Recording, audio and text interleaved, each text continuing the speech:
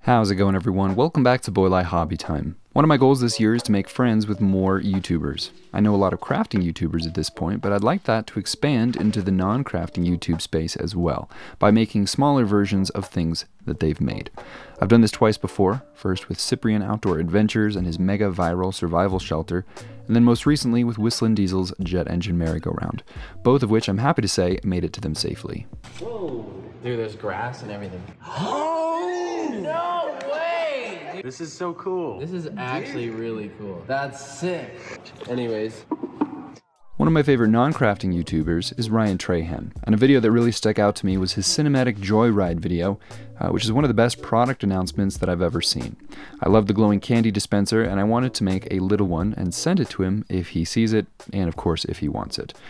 But I'm not much of a candy guy myself, so I decided that I should probably know how it tasted before making a video about it. I ran to the nearest Target where his candy is sold, and I headed straight for the candy aisle. Once I was there, I went to the gummy candy section, and I was a little concerned because I could not see his candy anywhere. Apparently there are multiple gummy candy sections, and thankfully there were still a few bags left, so I grabbed one of each.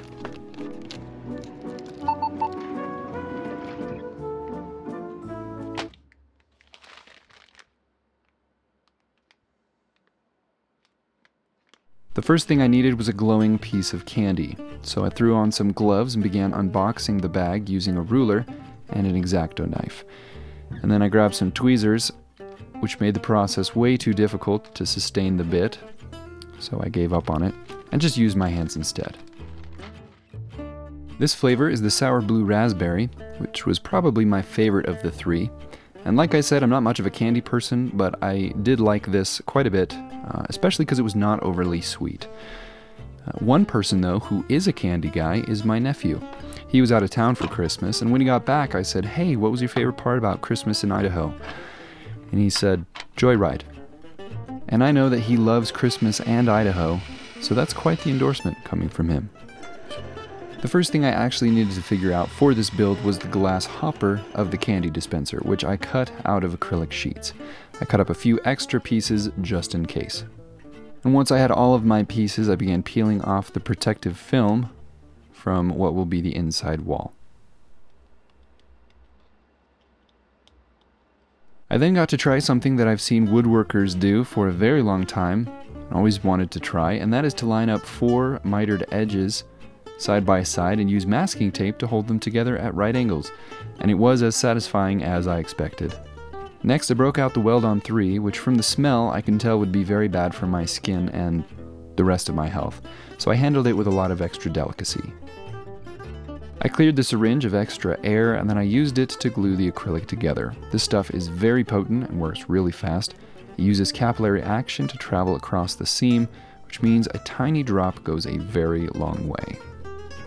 I emptied the Delicacy back into the larger container from whence it came, and then I used some reference photos and saw that the corners of the glass were rounded, so I broke out an emery board and I messed up the glass completely. After making a new one, it was time to dive into the rest of the dispenser, which I will be making from scratch out of 040 styrene sheets. It can be hard to achieve nice, clean snap lines on thin pieces, so I use a pair of hemostats, which I borrowed from the body crafting community, which is also known as surgeons. After gluing the thin pieces to the square, I had the lid of the box, and then it was time to move down to the lower section of the dispenser. The lower section tapers a little bit, so I cut out some trapezoids, and also one of my favorite glues for putting styrene together is the thick stuff from Testers. But the bottle is absolute garbage, so I transferred all of mine into the bottle that you see me using here. I think that the taper on this plinth is a little too big at the bottom, but it's passable. After the main body section was done, I moved on to the details that will help define this as a candy dispenser. I looked at the reference photo and began cutting out the shapes of the things that I saw, starting with the decorative cover plate, followed by the coin slot, then the dial, followed by the little hatch at the bottom where you grab the candy from. I cleaned the edges with a file, which actually worked because this is styrene, And then it was time to cut out the stand, which was hollow because it will have all the wires and act as a conduit to get the wiring up to my glowing candy strip. I drilled some holes, double-checked the height, and then I glued everything together.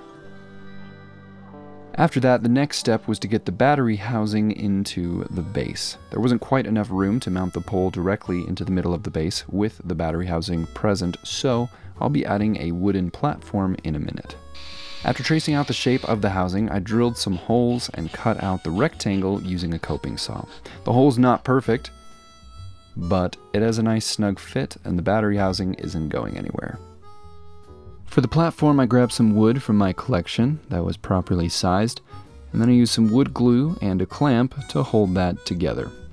I abandoned the clamp, not due to a fault of its own, and I opted to use CA glue to hold it together while it cured instead. Once it was dry, I traced a circle on the wood and I cut that out off camera on my bandsaw.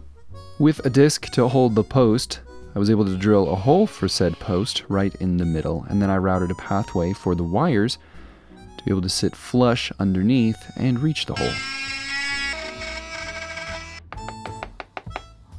After that, I screwed the battery housing to the wooden disc, and I covered the wood with a texture paint from Citadel, which gave it a nice earthy texture.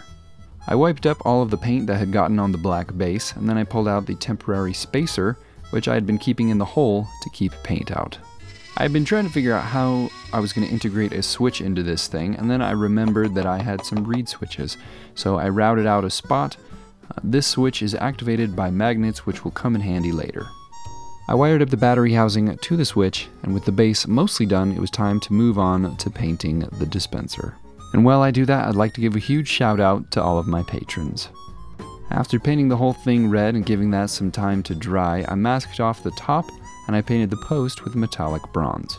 And the next step after that was to paint all of the shiny metallic details with liquid mirror from Stuart Semple.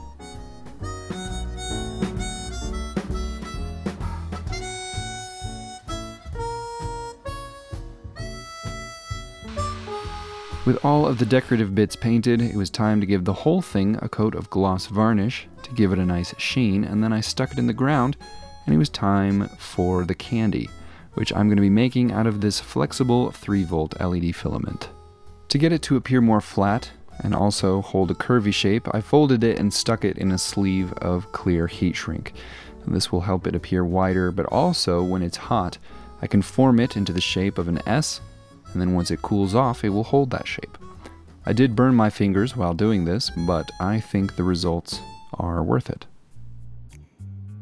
I got the filament soldered up to the wires, and my keen-eyed viewers may notice in just a second that the filament turns yellow. That's because I broke the first filament, which happened to be my last red one, so I had to replace it with a yellow one and tint it red. Which was no real problem because a little bit of red contrast paint sprayed on with the airbrush does the trick just fine. Next, it was time to glue the plexiglass hopper in place on top, which felt like playing Operation, which I was never very good at. Thankfully, it landed in the correct spot and I could move on to the finishing details in peace. I dry brushed the surface of the ground with sandy tan to help draw out that texture and give it more of a deserty appearance, which I followed with tufts of desert grass.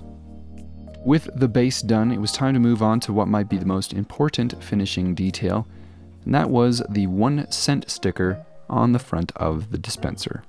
After harvesting one little paper disc, I drew on a 1 cent symbol using a nice fine micron pen.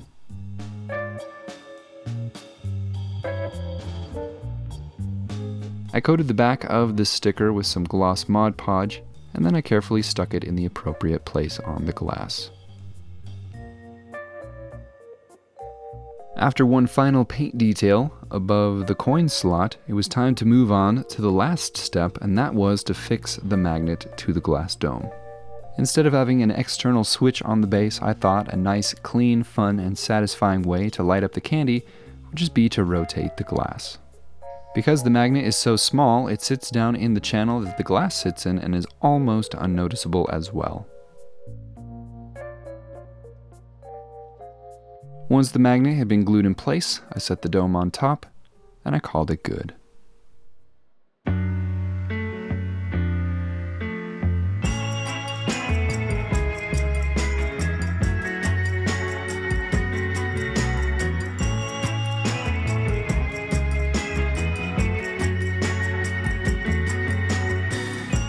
that is it for this video. Thank you all so much for watching. I hope you enjoyed. If you can think of other cool projects that you've seen your favorite YouTubers make that would look good in a miniature form, please let me know in the comments. And if you could actually help Ryan Trahan see this video and help me get this to him, that would be awesome as well. Huge shout out as always to all of my patrons. You guys are the best. Have an awesome week, everyone. I'll see you next time.